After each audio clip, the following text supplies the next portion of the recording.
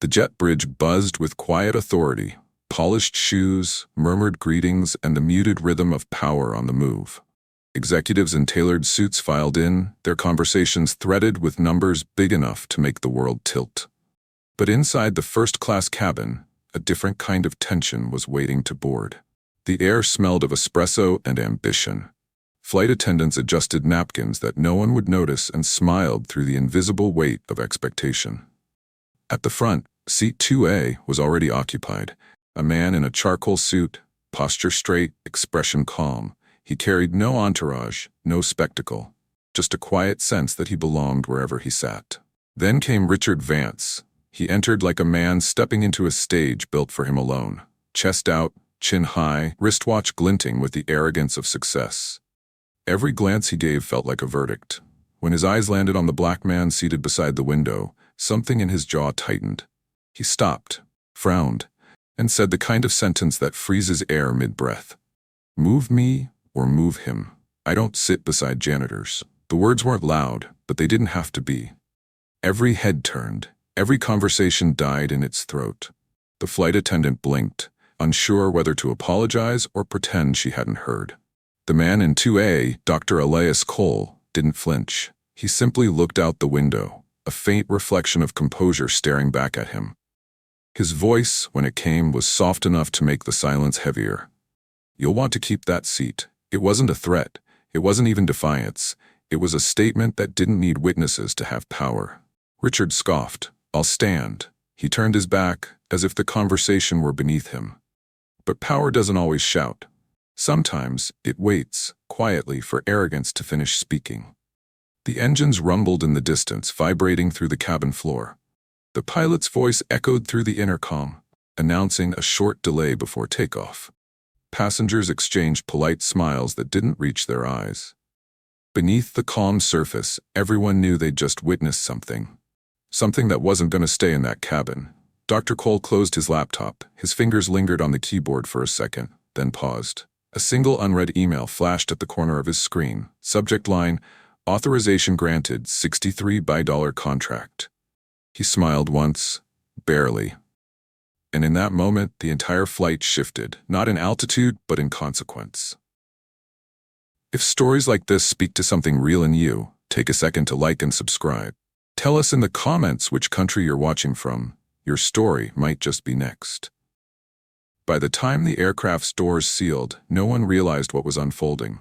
Not the crew, not the passengers, not even Richard Vance, who was still demanding respect from the wrong person.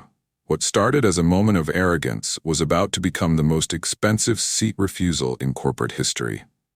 One that would erase $63 billion before the week was through. And the man he refused to sit beside? He was the one who had just written the contract that could end it all. The engines hummed beneath the cabin floor, a low vibration that felt almost human, steady, restless, restrained. Seatbelt signs blinked overhead. Flight attendants moved in quiet sync, their smiles stitched tight with professionalism. At the aisle's edge, Richard Vance was still fuming. His assistant, a young man in a pale gray suit, leaned toward him with the kind of nervous energy that comes from working for someone who mistakes fear for respect. "This is why standards are falling," Richard muttered, his voice carrying farther than he realized. "You start letting quotas decide who sits where, and before long, merit means nothing." His assistant hesitated, eyes flicking to the people around them. "Sir, maybe not so loud." Richard waved him off. "Please, everyone's thinking it. I'm just the one who says it." The sentence landed like turbulence that no pilot could predict. A few passengers shifted in their seats, pretending to read magazines, eyes darting between the man ranting in 2B and the one sitting calmly beside the window. Dr. Elias Cole didn't react. He didn't roll his eyes, didn't sigh, didn't grant Richard the satisfaction of acknowledgement. Instead, he opened his laptop, the faint glow illuminating his composed face, and began typing with unhurried precision. From where some could see, it looked like another businessman reviewing numbers. But on his screen, a header in bold letters read, "United States Department of Defense, Classified Proposal, Level 5 Clearance." He scrolled through pages of diagrams, propulsion metrics, and encrypted signatures, the foundation of a $63 billion contract that Richard's company, Apex Aerosystems, had been bragging about for months. No one noticed. No one except the woman sitting 3 rows back, watching the exchange quietly, noting every word, every gesture. The subtle choreography of arrogance meeting restraint. Richard leaned toward his assistant again, voice dipped in smugness. You see, this is the problem with the new corporate climate. Everyone's obsessed with optics, diversity this, inclusion that. You can't even say qualified anymore without being accused of bias. The assistant offered a thin, forced laugh. Right, sir. Richard adjusted his cufflinks, the ones engraved with Apex's emblem. Let's just hope the Defense Department sees reason tomorrow. If they want results, they'll stick with the people who built real innovation, not those charity projects. The words cut through the air like thin glass. A few heads turned again, but no one spoke. Silence, polished, polite, and complicit, filled the space between them. Elias shifted slightly in his seat, eyes never leaving the window. His reflection stared back, calm and unbothered. Inside that quiet, though, lived the memory of years spent earning the respect men like Richard assumed they were born with. The degrees earned twice over, the meetings where his ideas were taken and renamed, the silent patience that became armor. The seatbelt sign dimmed. Attendants began the pre-takeoff routine, their movements rehearsed and deliberate. Richard reached for his tablet, scrolling through emails filled with congratulatory notes from board members who already believed the contract was his. Elias clicked a single key on his laptop, a document minimized and locked with a thumbprint. He glanced once toward Richard, not with anger, but with a quiet knowing. Outside, the jet started its slow roll toward the runway. Engines deepened, lights flickered through the cabin windows, passengers straightened their backs as if preparing for liftoff, unaware that the real ascent had nothing to do with altitude. Because at that moment, the 2 men seated side by side weren't sharing a flight, they were sharing a fault line. One built from entitlement, the other from endurance, and when this flight finally landed, only one of them would still be standing on solid ground. The jet steadied in the air, slicing through clouds that looked calm from the outside but carried storms within. The seatbelt sign blinked off, and conversation resumed in fragments. Corporate small talk, laughter that didn't reach the eyes, the usual noise of people convinced their power could outshout discomfort. But not every story starts in the sky. Some begin in garages.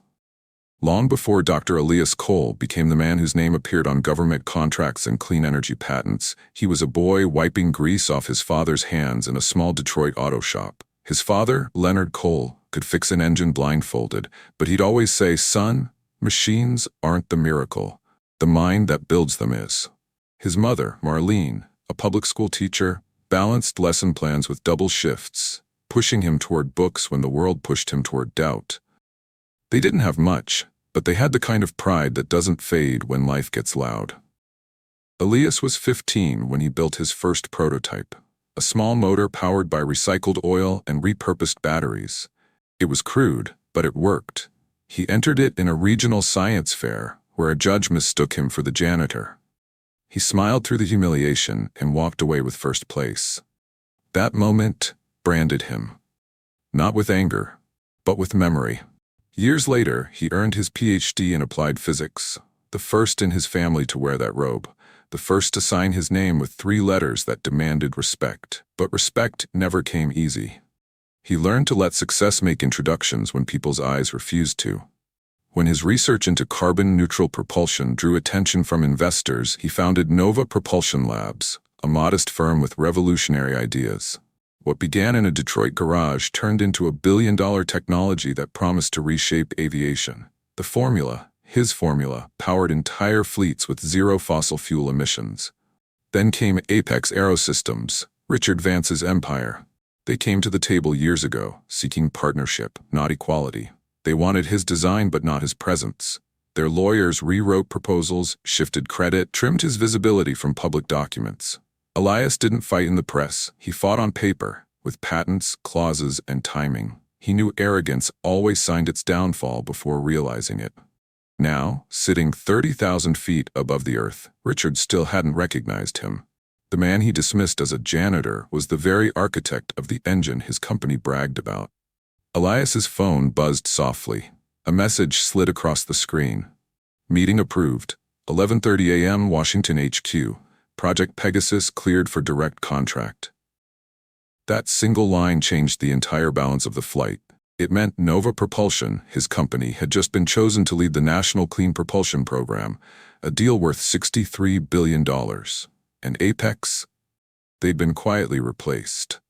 He locked his phone, leaned back, and looked out the window, the faintest smile forming at the corner of his lips. Richard's voice floated through the cabin again, bragging loudly about his team's innovation, unaware that the man beside him had already erased him from the equation. The attendant passed by, offering champagne. Elias waved it off, choosing water instead. He preferred clarity to celebration. Across the aisle, Richard raised his glass, laughing at another executive's joke about minority startups getting sympathy funding. Elias didn't blink. He didn't correct him. He simply adjusted his cufflink, engraved with the initials NPL, a quiet symbol of ownership in a room that still didn't see him. He'd been underestimated before. It never bothered him. Underestimation, he'd learned, is the most dangerous mistake a man in power can make. Because by the time they look up, it's already too late to recover what respect has cost them. The jet had leveled out, its engines whispering against the air like a giant secret. Cabin lights dimmed to a soft glow, and the attendants moved gracefully through the aisle, pouring champagne into fluted glasses that caught the sunlight. It was the sound of wealth pretending to be peace. Clinks of glass, the low hum of laughter, the illusion that everyone on board was equal because their seats reclined the same way. But equality never makes the manifest. At the center of the cabin, Richard Vance was already holding court. He leaned back with the arrogance of a man who believed the sky itself took orders from him. His voice carried effortlessly, his every sentence designed to fill the space and erase anyone else's presence. "So, gentlemen," he said, raising his glass, "by this time next week, Apex will have finalized the Department of Defense propulsion contract, $63 billion, give or take a few decimal points." A murmur of impressed laughter rolled through the cabin. His assistant chuckled too quickly. Another executive nodded too eagerly. The atmosphere thickened with flattery. Richard smirked. Hard work pays off. Well, he paused, glancing toward Elias with a smirk that didn't belong in polite company. For some of us, anyway. A few passengers pretended not to notice, though the awkwardness in their eyes betrayed them. They looked away, focusing on their drinks. Anything to avoid the discomfort of witnessing a man degrade someone who refused to entertain his ego. Richard swirled his champagne, continuing, "You know, the industry's getting ridiculous. You can't close a deal these days without ticking boxes.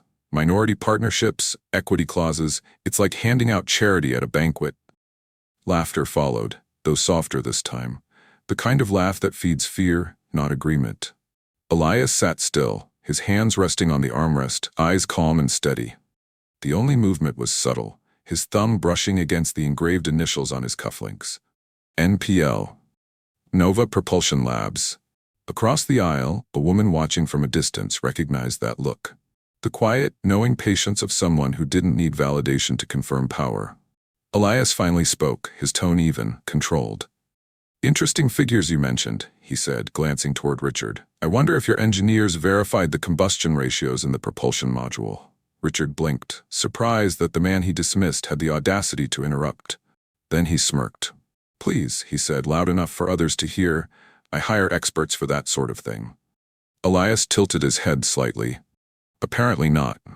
The words landed like a scalpel. Sharp, precise, undeniable. For a brief second, the laughter stopped. The sound of the engines filled the silence. Steady and unbothered. Richard forced a grin, unwilling to concede the shift in tone. "You seem to know a lot about propulsion systems," he said, trying to sound dismissive. Elias didn't answer. He simply reopened his laptop and resumed typing, the reflection of his screen glowing faintly across his expression. On that screen were documents marked with Apex's logo, the same technology Richard was bragging about, licensed under Nova's patents. The irony was so complete it almost felt like poetry. Richard turned back to his audience, desperate to regain footing. "Anyway," he said, laughing too loudly, Some people read about progress, others create it. I like to think I'm in the second category. Elias didn't even look up. So do I, he said quietly. The response was soft, almost polite, but it carried the weight of truth that silences arrogance faster than a raised voice ever could. By the time the champagne glasses were refilled, the cabin felt colder. Richard didn't realize it yet, but he wasn't just losing control of the conversation, he was losing the room. And soon, he'd lose much more than that. The sky had turned gray somewhere over the Atlantic, thick clouds wrapping the jet in uneasy silence. The seatbelt sign chimed, and the attendants moved briskly down the aisle, voices steady but low. Please fasten your seatbelts, we're passing through mild turbulence. The cabin jolted once, then again, a shudder that made champagne ripple in crystal glasses.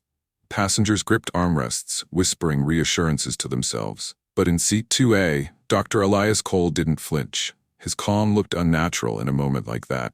Not fearlessness, but focus. Beside him, Richard Vance muttered under his breath. Figures, even the sky doesn't cooperate when I'm trying to work. He jabbed irritably at his tablet, oblivious to the irony that his greatest problem wasn't the turbulence outside, it was sitting inches away from him. Elias reopened his laptop, fingers poised on the keyboard. For a second, he stared at the blinking cursor, as if weighing the gravity of what he was about to do. The hum of the engines drowned out every other sound, the kind of hum that felt almost ceremonial. He began typing. The email was short, clinical, and devastating to Department of Energy Ethics and Compliance Division. Subject: immediate rescission of license No. 2947 Apex Aerosystems. Message: rescind technology license 2947 from Apex Aerosystems, effective immediately. Attached are verified reports documenting falsified emissions data and misappropriation of Nova Propulsion intellectual property. Signed, Dr. Elias J. Cole, founder and CEO, Nova Propulsion Labs.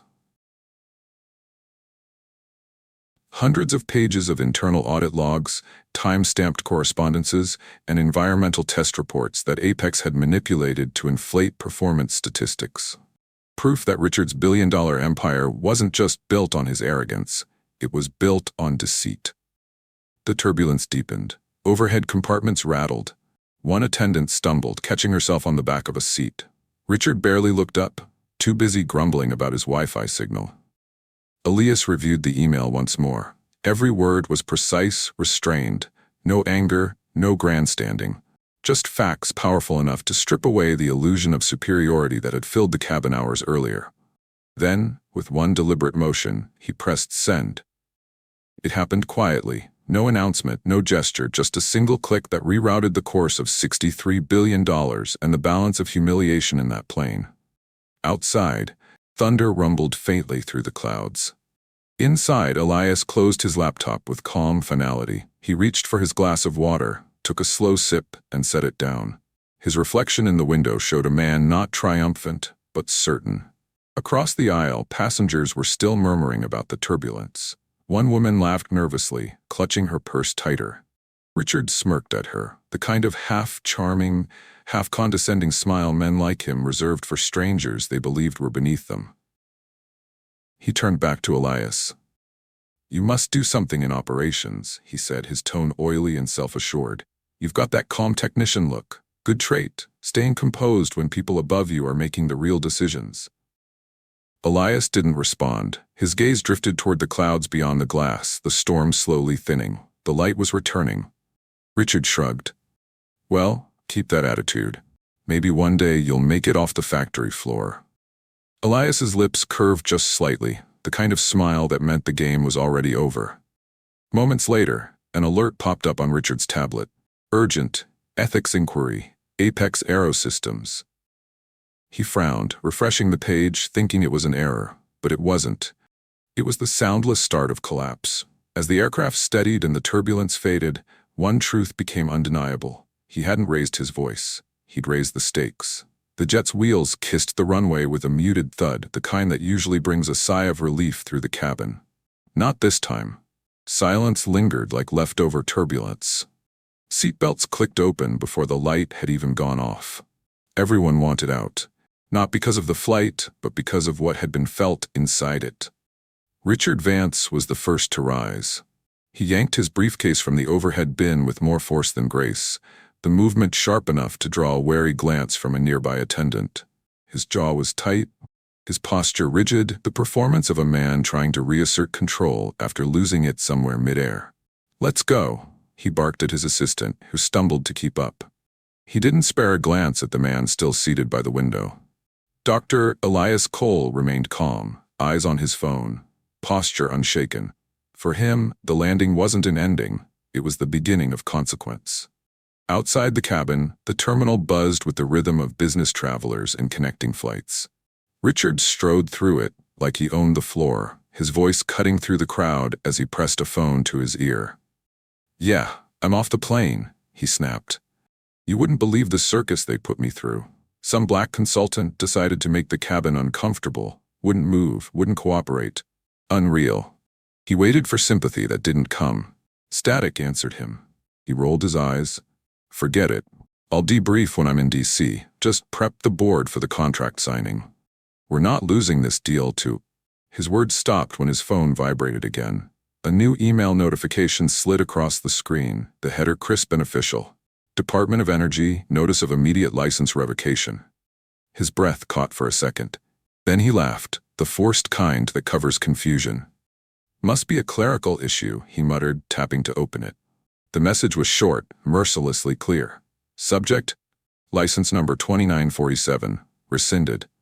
Due to verified ethics violations and misrepresentation of emissions data, the Department of Energy has revoked Apex Aerosystems access to all Nova propulsion-related technologies, effective immediately. All pending contracts involving Apex are under federal review. Richard's stride faltered. His assistant nearly walked into him. "Sir?"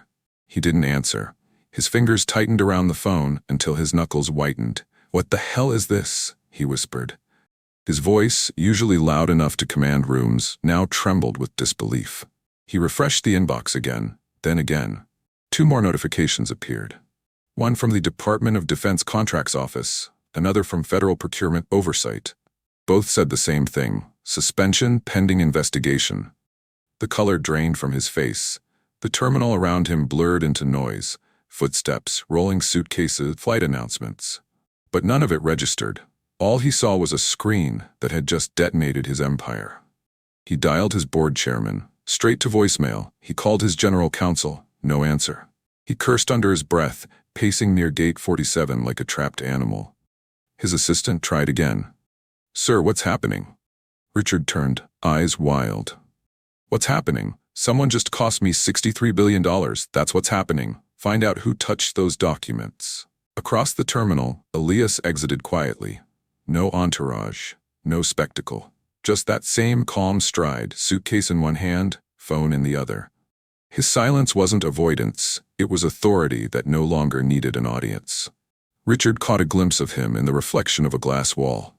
For the first time, recognition flickered in his eyes, not of who Elias was, but of what he'd done. By the time Richard realized that the black consultant he'd mocked was the architect of his downfall, Elias had already disappeared into the crowd, heading not to a gate, but to a meeting that now belonged to him. And for the first time in his life, Richard Vance felt what ground reality truly meant. Gravity doesn't discriminate, but it never forgets who it pulls down first.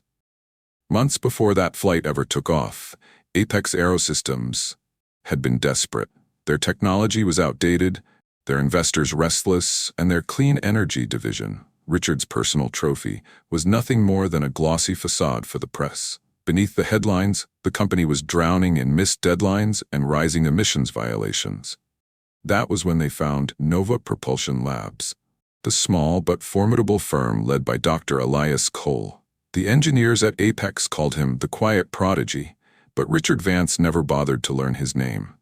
To him, Nova was just another resource to extract, another partnership to exploit and discard when convenient. The first meeting between the two companies had been polished but tense. Apex's boardroom was a shrine to corporate ego. Glass walls, chrome finishes, a skyline view of Washington, meant to remind visitors of who really held the power. Elias sat across from Richard, composed and unreadable. Richard leaned back in his chair, pretending generosity. "Dr. Cole, let's be practical. You've done impressive work for a small operation. Partnering with Apex gives you reach. We handle the politics, the logistics, the contracts. You handle the technical side. The words technical side carried an undertone too familiar to ignore. Elias caught it, the subtle effort to reduce brilliance to servitude. I appreciate the offer, Elias replied evenly, but Nova isn't looking for an umbrella. We build our own weather. The boardroom chuckled politely, unsure whether to laugh or stay silent. Richard forced a smile that didn't touch his eyes. Of course, but understand these government contracts are complex. The kind of deals that require the right image, the right team. He didn't have to say more. Elias understood what right meant in that context. After that meeting, Nova's legal team reviewed the proposed partnership draft. Hidden in the fine print were clauses that would transfer the ownership of all propulsion patents to Apex after one fiscal quarter. It was theft disguised as strategy.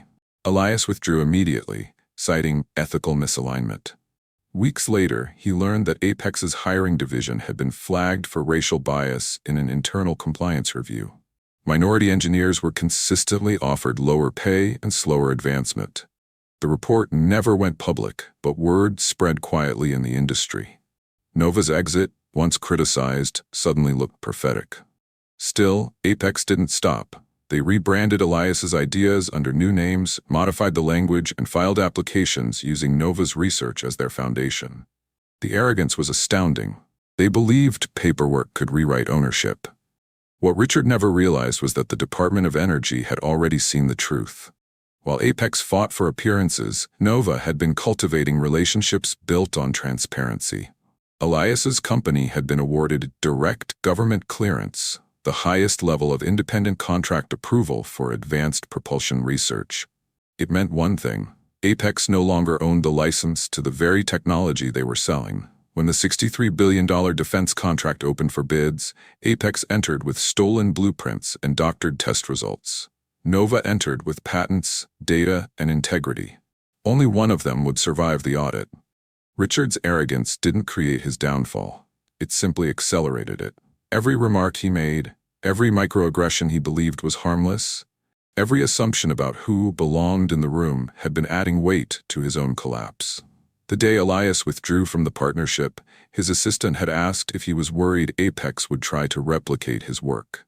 He had smiled faintly and said, "They'll try, but arrogance makes for a poor engineer."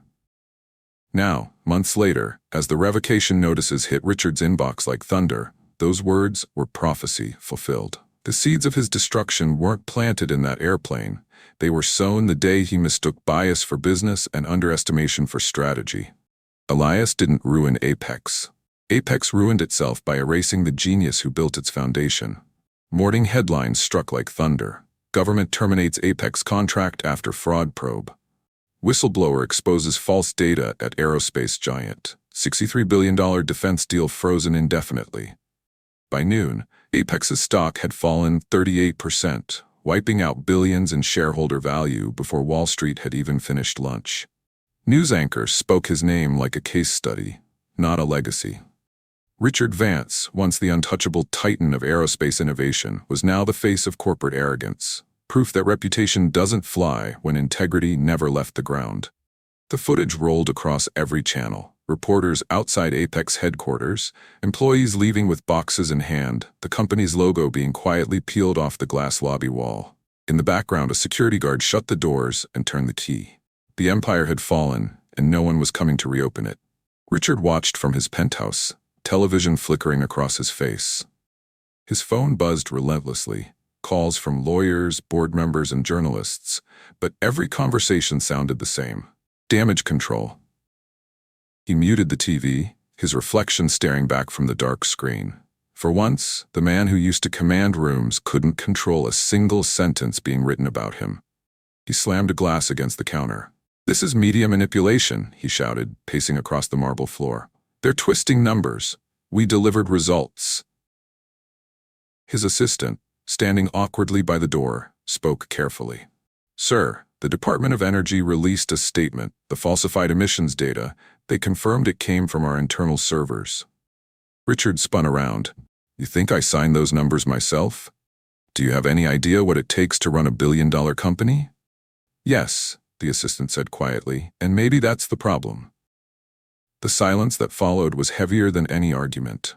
Outside the penthouse windows, the city stretched endlessly, steel and ambition as far as the eye could see.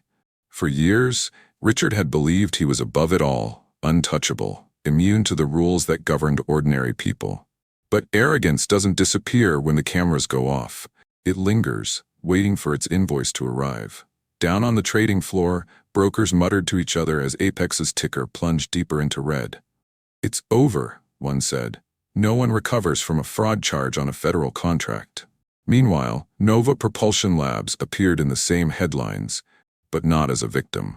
Their name carried phrases like ethical leadership, scientific integrity, and the new face of innovation. Reporters started piecing together the timeline.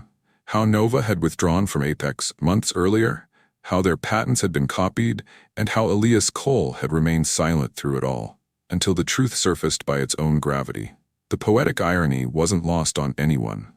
The empire Richard had tried to build on exclusion had crumbled under the weight of his own ego. At 30,000 feet, he had refused a seat beside the very man who could have saved him. That was where his fall began.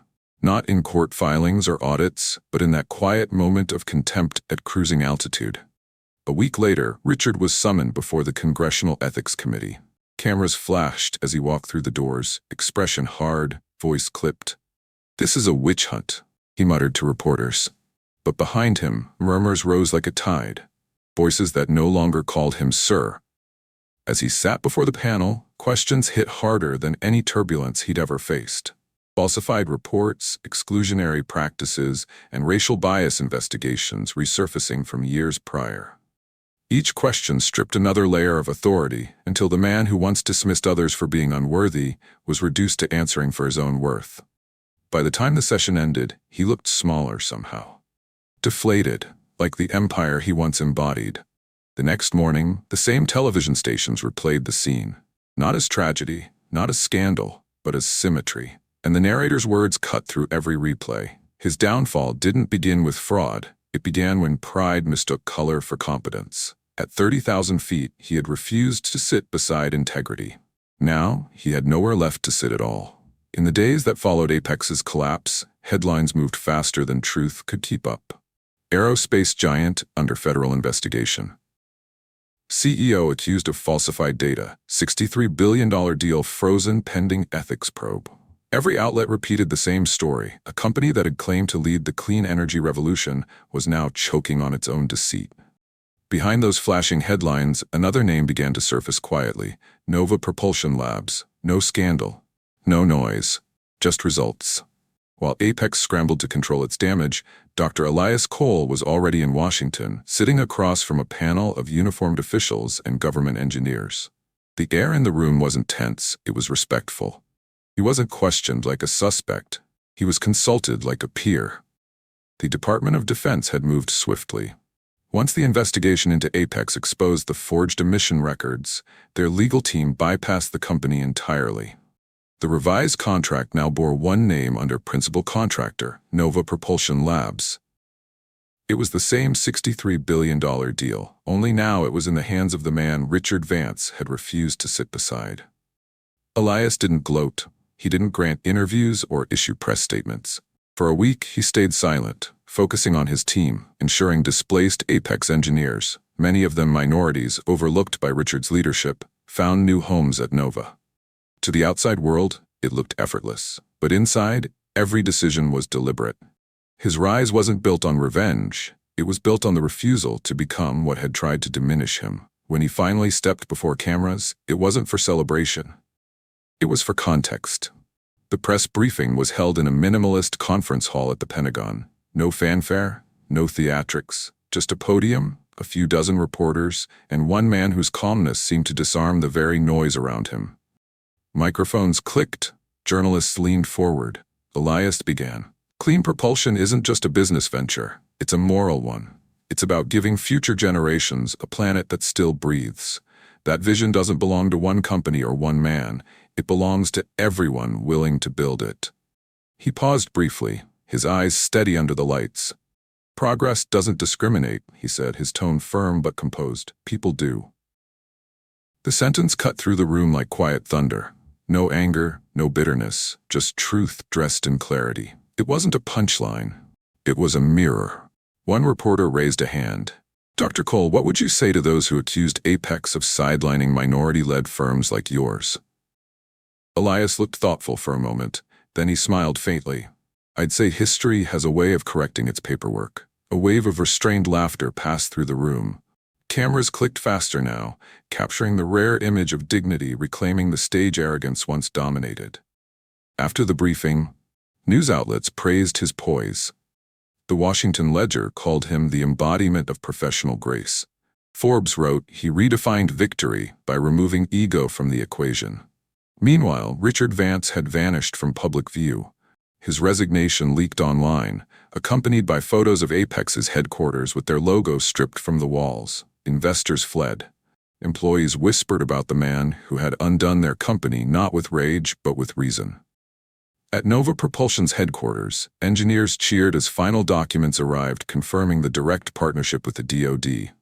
There was no champagne, just quiet applause and tired smiles. Elias thanked his team, then stepped into his office alone. Through the window, Washington's skyline glowed, the same city where arrogance had fallen and integrity had taken its place. He looked at the view for a long moment, then closed the blinds. Victory didn't need to be seen. It only needed to be earned. And in that silence, Elias Cole had already said everything that needed to be heard. The National Defense Innovation Summit was the kind of event that usually existed to celebrate power. Men in suits congratulating each other for surviving another fiscal quarter. But that year, the air carried a different weight. Reporters crowded the marble steps of the convention center, security scanners beeped rhythmically, and the hall buzzed with anticipation. Everyone knew who the keynote speaker was. Inside, rows of executives, military officers, and policymakers filled the seats. Screens displayed the conference theme: ethics, equity, and the future of defense innovation. The irony wasn't lost on anyone. Near the back of the hall, Richard Vance sat stiffly in the shadows, his name no longer listed on any agenda, his company's logo scrubbed from every banner. He had come uninvited. Not as a guest, not even as a participant, but as a man clinging to the last threads of relevance. The whispers around him didn't stop. People recognized him, though now his name carried the weight of scandal, not status. Then the lights dimmed. A hush swept through the audience. The MC's voice rang through the microphone. "Please welcome Dr. Elias Cole, founder and chief executive of Nova Propulsion Labs." Applause followed. Strong, sustained, genuine. Elias walked to the stage without spectacle. He didn't stride like a man proving a point. He walked like one who had already made it. The spotlight followed him as he reached the podium, his posture measured, his eyes scanning the room. Behind him, the first slide appeared in bold white letters against a black background. The cost of bias. A few people shifted uncomfortably in their seats. Richard's jaw clenched.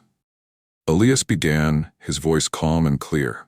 For decades, the greatest challenge in technology has never been innovation. It's been perception. Who gets believed, who gets funded, and who gets left behind. He paused, letting the silence stretch. When we talk about progress, we like to pretend it's objective. But bias has a way of disguising itself as merit. It dictates who we think belongs in the room or even on the plane. A murmur rippled through the crowd. Cameras flashed, catching the glint of his cufflinks, the same pair engraved with NPL, polished but understated. Elias continued. Apex Aerosystems was once projected to lead the clean energy transition for defense aviation. On paper, they had everything: resources, influence, reputation. But leadership without integrity is just arrogance on a clock.